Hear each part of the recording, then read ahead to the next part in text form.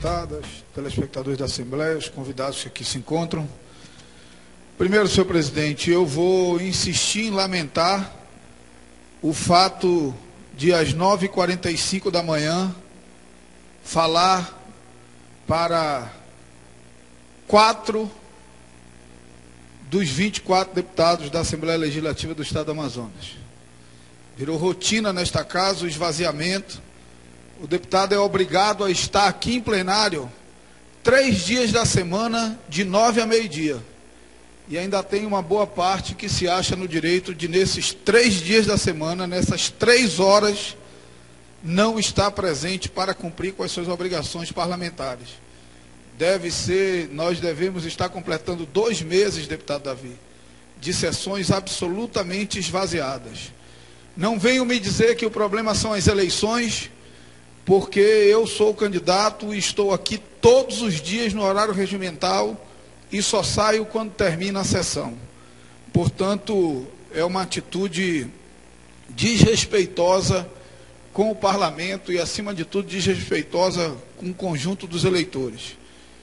Mas, senhores deputados, telespectadores da TV Assembleia, Manaus ontem amanheceu, deputado Davi, sem gasolina, sem combustível para abastecimento dos veículos na cidade de Manaus. Manaus, semana passada, passou várias horas sem energia elétrica, deputado Davi. Manaus, algum tempo atrás, passou um dia inteiro sem serviços de internet, deputado Marco Rota. Portanto, eu fico imaginando quando nós, homens públicos desse Estado, assumiremos coletivamente a responsabilidade pelo debate de infraestrutura na cidade de Manaus. Os índices de popularidade do governo federal aqui na região, deputado Zé Ricardo, dão a ideia de que os investimentos são uma maravilha e necessários para suprir todas as nossas demandas. Os índices de aprovação do governo dão a ideia de que tudo passa bem. Mas nós vivemos num Estado dependente economicamente de um modelo industrial, que é o Polo Industrial de Manaus, e que sofre a cada dia mais com uma grave crise de infraestrutura, com reflexos desastrosos no que diz respeito à logística dessa atividade produtiva. Se você combinar os graves problemas de infraestrutura que nós temos com os ataques do governo federal ao modelo Zona Franca de Manaus, reduzindo a política de incentivo fiscal, nós olhamos para o futuro e o cenário é absolutamente sombrio, deputado Marco Rota. Parece que isso não preocupa muita gente. Parece que isso não preocupa o governador, não preocupa a bancada federal, não preocupa coletivamente a Assembleia Legislativa.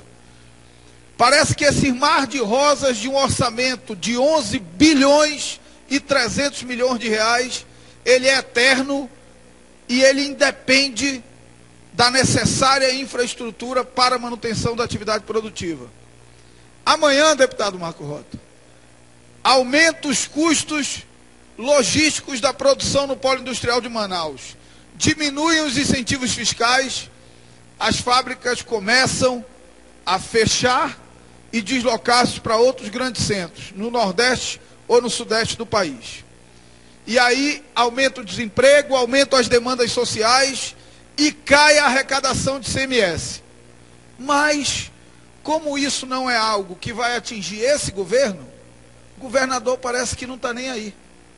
Porque ninguém consegue olhar e pensar o futuro do Estado do Amazonas. Ninguém consegue planejar o futuro do Estado do Amazonas. Para não dizer que nunca existiu uma experiência de planejamento, deputado Zé Ricardo. O último ano do governador Gilberto Mestrinho, coordenado pelo saudoso Raimar Aguiar, foi elaborado um estudo chamado Plano Amazon.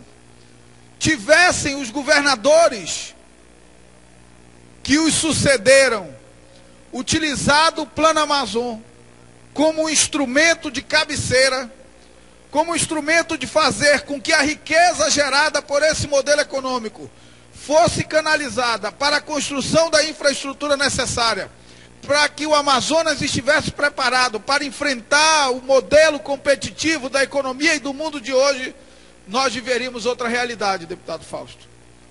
Mas os nossos governantes, nos últimos 20 anos, fizeram uma opção diferente.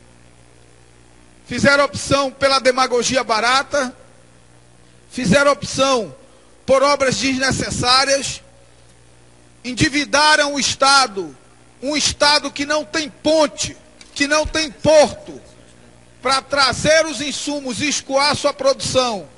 Tem uma ponte de R$1 bilhão, que do ponto de vista da atividade produtiva não simboliza nada, pode ser muito bacana para atravessar lá, para visitar, mas do ponto de vista econômico é nada.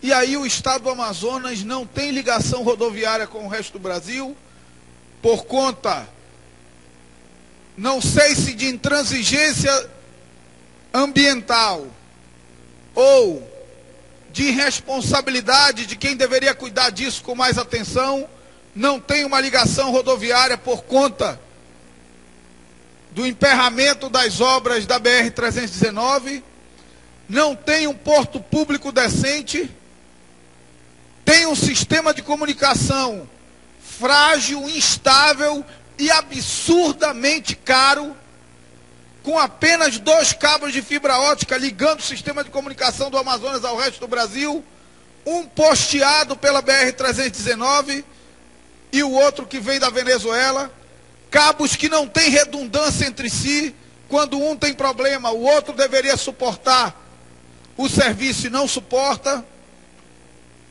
Graves problemas de energia elétrica.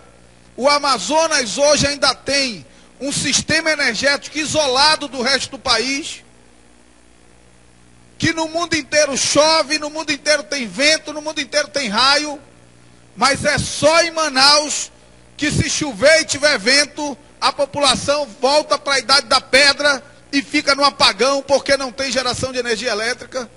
E agora, deputado Marco Rota, falta combustível. Combustível para abastecer os carros. Como olhar para o futuro e enxergar um futuro de redenção para o povo do Estado do Amazonas, um futuro de pujança para a economia do Estado do Amazonas, se aqui não tem estrada, se aqui não tem porto, se aqui não tem telecomunicação eficiente e barata, se aqui não tem energia limpa e estável, e se agora falta combustível para abastecer os carros. Que não façam a BR-319, mas cadê o papel do governo federal e do governo do Estado para balizar as nossas hidrovias, que são as nossas rodovias naturais? E o combustível não chega aqui, sabe por quê, deputado Marco Rota? Porque dizem que o Madeira está muito seco e a balsa não consegue passar. Porque o governo federal, o Ministério do Transporte, o governo do Estado, que deveriam entender isso como algo estratégico do ponto de vista do desenvolvimento da economia do nosso Estado, preferem derrubar um estádio para construir outro de 600 milhões de reais. Preferem construir uma ponte inicialmente licitada por 500 milhões de reais, entregue por 1 bilhão e 100. Preferem fazer uma tomada d'água de 360 milhões de reais, que até hoje não fez pingar uma gota de água na casa de ninguém. Preferem uma aventura de um modelo de transporte coletivo não experimentado em lugar nenhum do mundo como transporte de massa, que é o monotrilho, ao custo de 1 bilhão e 400 milhões de reais. Enquanto isso, falta combustível na cidade de Manaus.